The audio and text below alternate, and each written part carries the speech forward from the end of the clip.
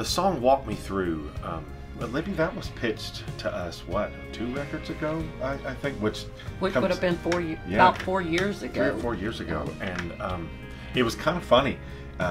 We had met at my house when we were listening to the final cut of songs. Wayne had come over to the house, and we were listening through, and we were about done. And I just happened to be flipping through my computer as we were listening through, and I said, you remember? I said, we still have this song.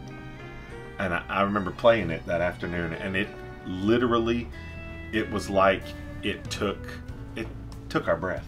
It really, really did. The song was written at a writer's retreat down in Clayton, Georgia. It's one of those things where you go, 50 people get in a room and you don't know who you're going to write with that day, and they draw your names out of this bucket. And I was drawn with Dixie Phillips and Carolyn Cross, and we got into the room where we were going to write, and you start talking. Writers love to talk and eat, but we were talking at this point, and everybody seemed to be going through something, some sort of a struggle, or it looked like something was about to happen. And we called this the calm before the storm, and there was already a song written called the calm before the storm, so we were trying to find that theme, and I don't know if it was Dixie or Carolyn, and she said, sometimes you just have to say, Lord, walk me through.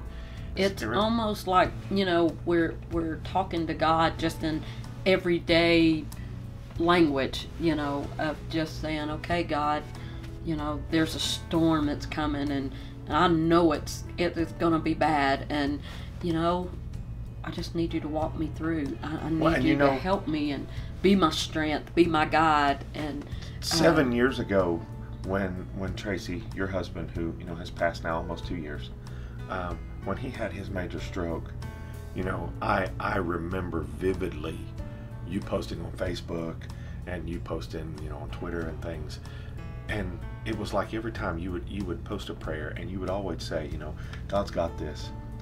Yep.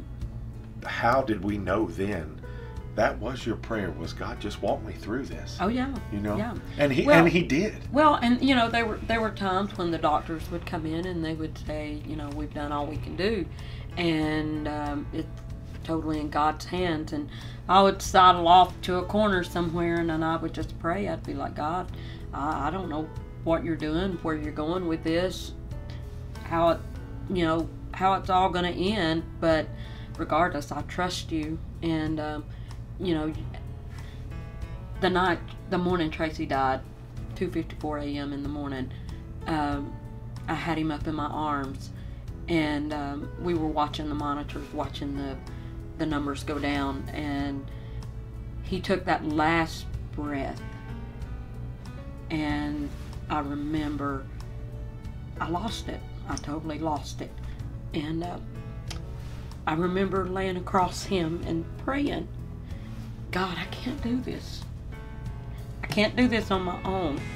And I need you more in my life now than I've ever needed you before. And if I'm going to make it, you're going to have to help me. And I think that's why this song is so special. It's because he has walked us through. We've made it 100% through 100% of our worst days. 100%. And it's all because of God taking us by the hand, and sometimes just picking us up and carrying us and walking us through. Because we're not going to stay here. We're going to get through it on the other side.